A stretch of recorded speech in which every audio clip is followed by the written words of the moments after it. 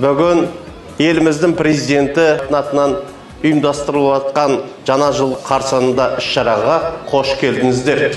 Біздің президентіміз әрқашанда сіздердей бүлдіршіндерге жолы ақ болсын деп, жарқын болашақ болсын деп, мемлекет тарапынан қолдан келетін іс-шаралар жасалып жатыр. Мен ойлаймын, сіздер өте бақытты балаларсыздар. Болашаққа бір жақсы үміт беретін жаңа жыл.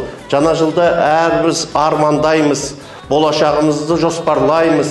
Құрметті балалар, мен шын жүректен президенттің сіздерге осындай жалынды сәлем жеткізгім келеді. Ең басты байлығымыз ол сіздерсіздер. Жаңа жыл